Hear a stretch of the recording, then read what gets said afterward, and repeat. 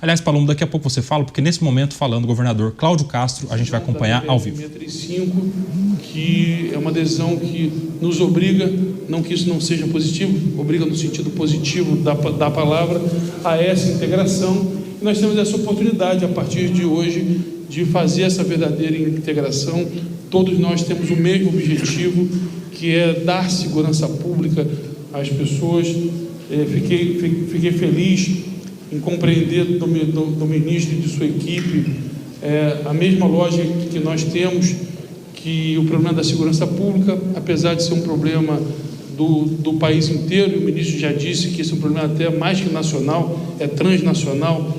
Numa fala outro dia, nós dois juntos no jornal o Globo, tivemos um diálogo, e que em virtude disso, ou até consequente a isso, se o problema é nacional e transnacional, o Rio de Janeiro é um dos principais epicentros desse problema, e assim tem que ser tratado de uma maneira muito especial.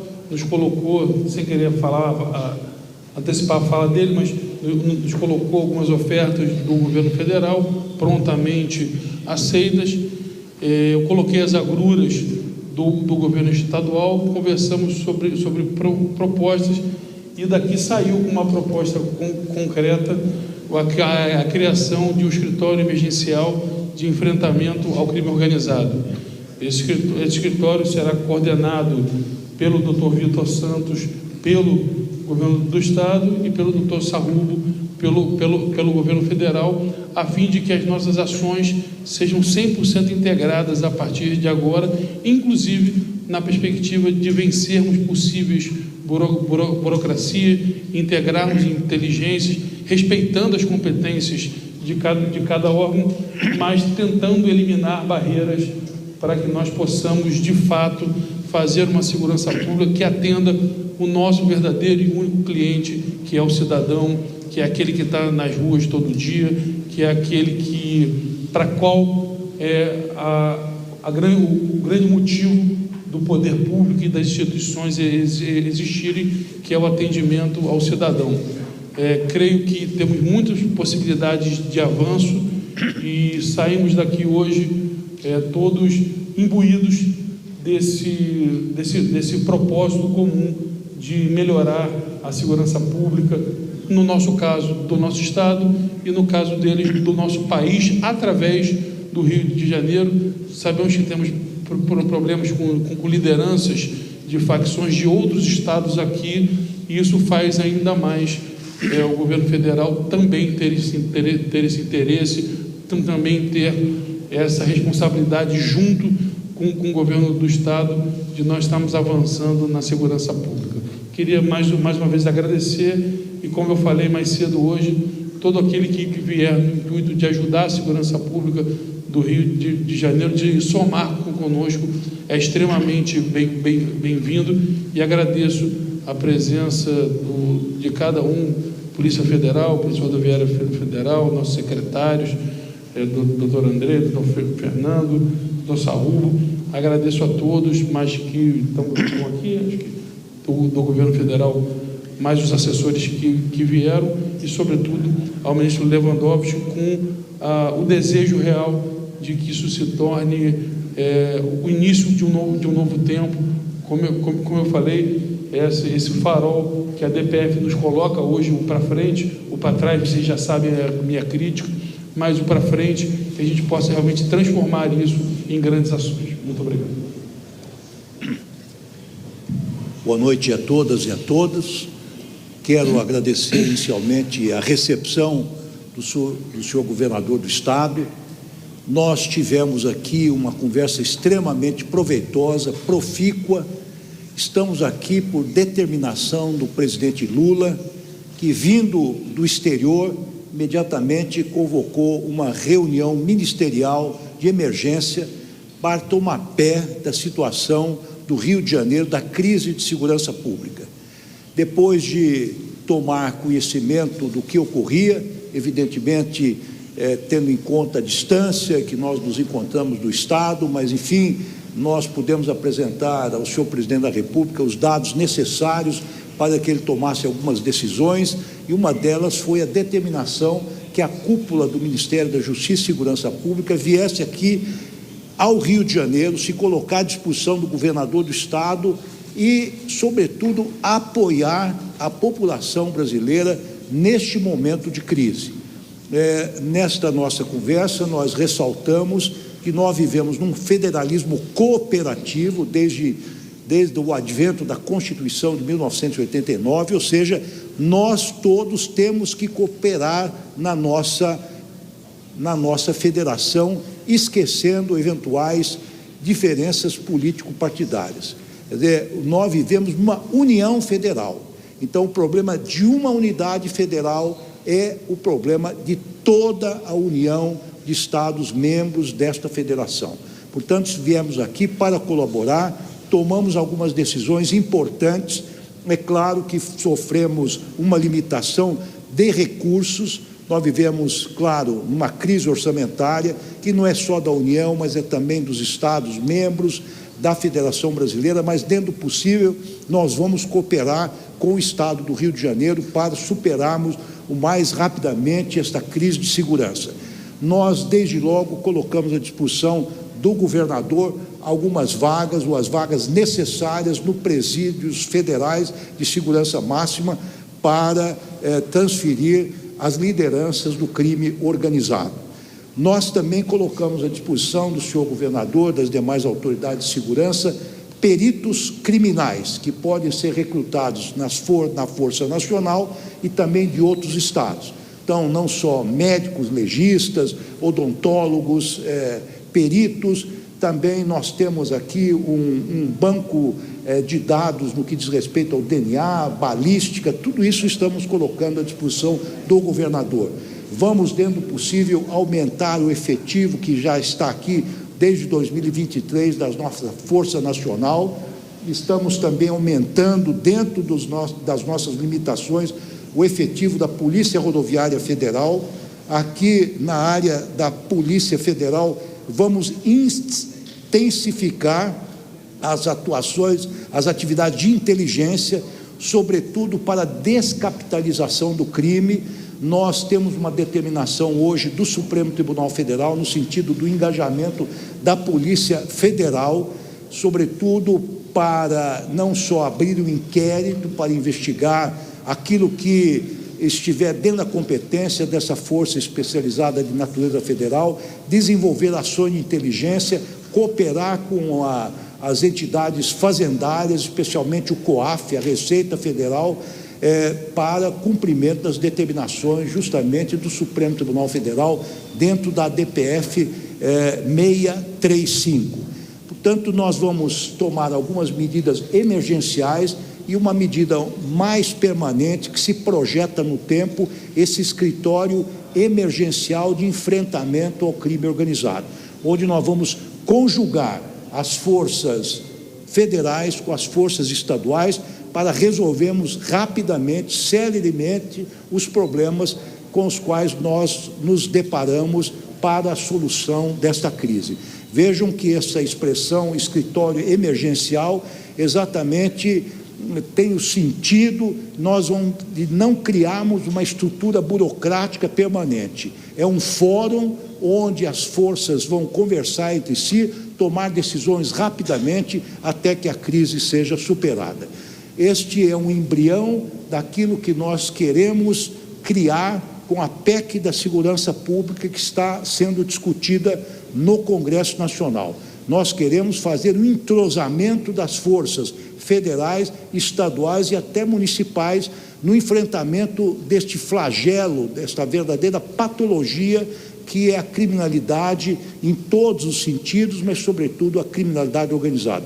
Mais uma vez, governador, agradeço a gentileza, a cortesia com que o senhor nos recebeu e também aos demais integrantes da sua equipe, a troca de ideias, a troca de experiências e a visão de colaboração futura me parece que foi extremamente proveitosa. Portanto, eu tenho esperança de que essa crise será resolvida no prazo mais curto possível de tempo. Obrigado. Aí, falaram o governador do estado do Rio de Janeiro, Cláudio Castro, e o ministro da Justiça e Segurança Pública, Ricardo Lewandowski, anunciando ambos a criação de um escritório emergencial, a partir de onde serão tomadas as próximas decisões em relação à segurança pública no Rio de Janeiro para a contenção dessa crise. Um escritório que terá duas lideranças. Pelo estado do Rio de Janeiro, o anunciado foi o secretário de Segurança Pública, o Vitor Santos, e pelo Ministério da Justiça e Segurança Pública será o nome de Mário Sarrubo, que é o secretário nacional de Segurança Pública. Eles liderarão ali, pelo Estado do Rio e pelo governo federal, as próximas decisões em conjunto. Parceria anunciada no Rio de Janeiro. Eu quero a opinião do delegado Palumbo sobre isso. Vou usar aqui do meu sincericídio. Falou e não vai resolver absolutamente nada. Lamento que tenha se esquecido dos nossos policiais que se foram. Ele falou em cooperar colocando um escritório, até anotei, perito.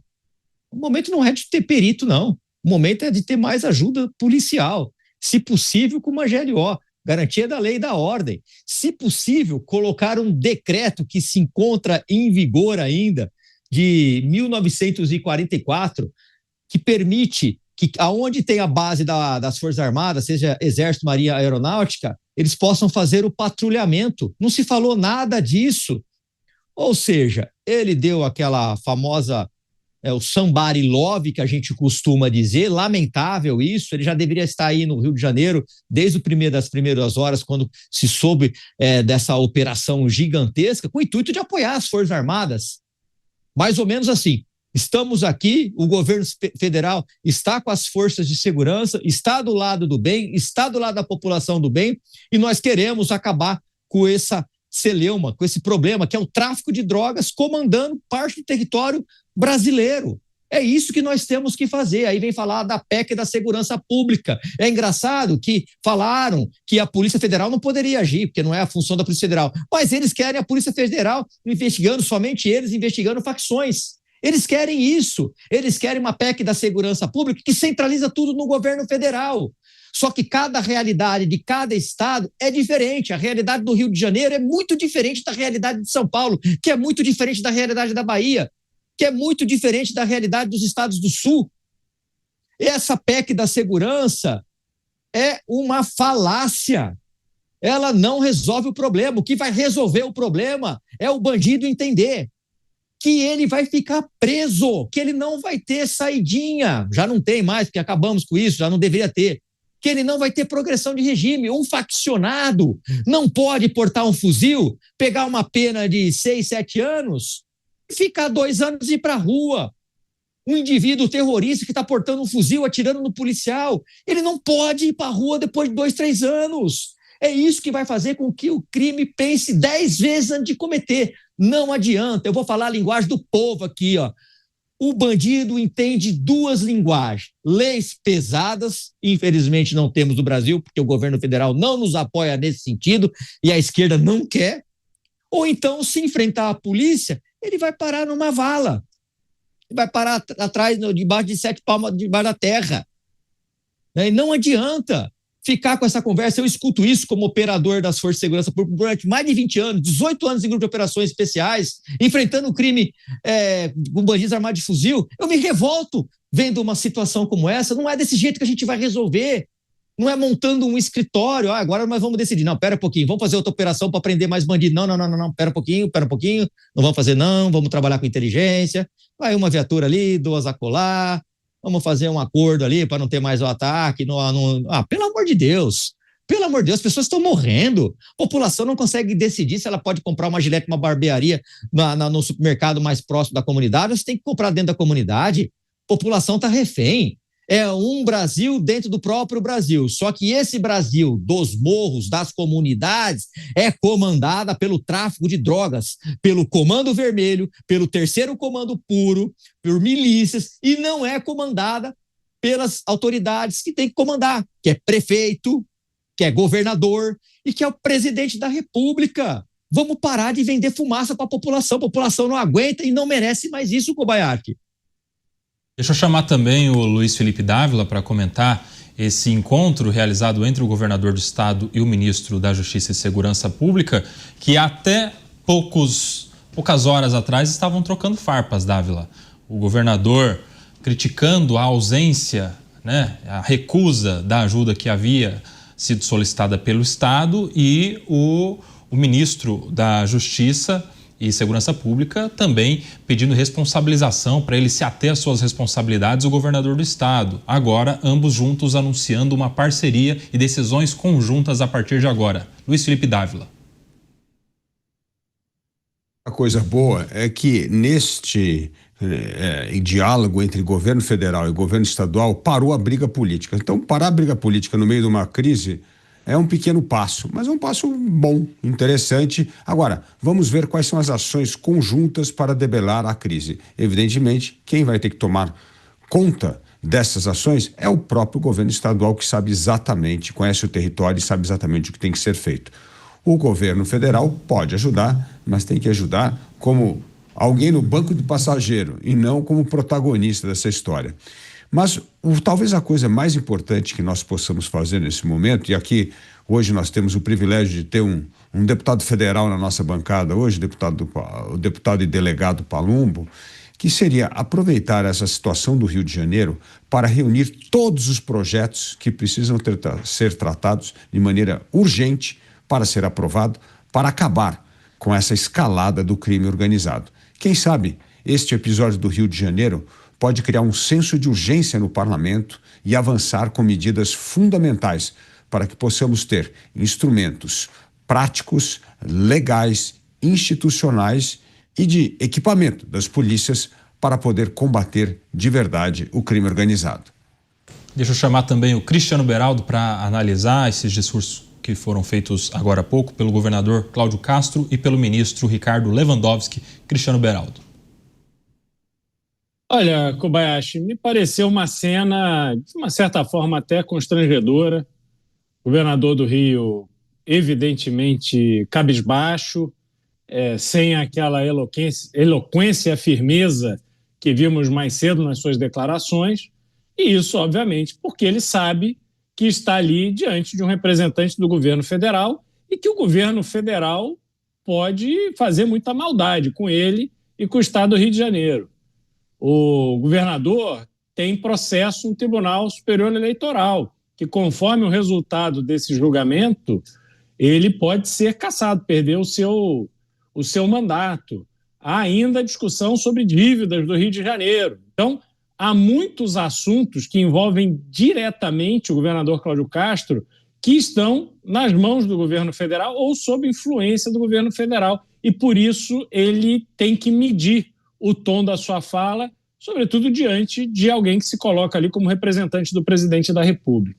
Para piorar essa cena, quem estava ali representando o presidente da República é o atual ministro da Justiça, ex-ministro do Supremo Tribunal Federal, que é o grande articulador, o defensor de se passar a mão na cabeça de bandido. Partiu dele, o delegado Palumbo falou mais cedo, a gente lembra aqui mais uma vez, partiu dele essa invencionice da audiência de custódia. É ele quem celebra o fato de metade daquelas pessoas presas em flagrante cometendo crimes. Veja, não são pessoas que cometeram crime, aí foi investigado, aí vai lá a polícia... Não, foram pegas em flagrante. A polícia viu ali, pegou em flagrante o sujeito cometendo crime. Aí o que faz na audiência de custódia o juiz, estimulado pelo tipo de comportamento, pelo tipo de ideia da concepção da audiência de custódia? Libera metade desses criminosos presos em flagrante. Então, não há como se dizer defensor da lei e da ordem quando se tem esse tipo de militância no judiciário em favor de bandido, em favor de criminoso. O que o Brasil precisa é o oposto disso. E o governador Cláudio Castro não terá. Quando se faz este consórcio de governo do Estado com governo federal, o que se está querendo é anular os instrumentos que o governador tem para poder agir contra a criminalidade. Ele agora terá a obrigação de compartilhar as informações, especialmente de inteligência e o preparo das operações contra a bandidagem, com o governo federal. E, para piorar, o representante do governo federal é quem sai por aí dando declaração de que o Brasil não está na mão do crime organizado, não, que o Brasil não é um narco-estado. Opa, como é que é? O Brasil é um país onde milhares de áreas são controladas pelo poder paralelo. Nessas áreas, o poder público não entra. Nessas áreas, os brasileiros estão sujeitos a uma lei, uma regra específica que não se aplica no resto do território nacional. Então você me explica se o Brasil está ou não está dominado pelo crime organizado. Portanto, a concepção do secretário Sarrubo é a concepção de que isso é um problema isolado. O Brasil não é isso. Como é que é? Então quer dizer que pelo fato, secretário, do crime organizado, segundo o senhor, eu não sei nem se isso é verdade, não ter eleito milhares de prefeitos, então ele não domina a política, quer dizer que então, na concepção do senhor, não há interferência de autoridades no Brasil hoje que favorecem e militam em favor dos criminosos? Olha, eu não conheço esse Brasil a que se refere o secretário Sarrubo. O Brasil que eu conheço é esse, onde traficante está soltando bomba em cima da polícia usando drone. Esse é o Brasil que está na TV. Mas vamos fechar os olhos, fingir que não aconteceu?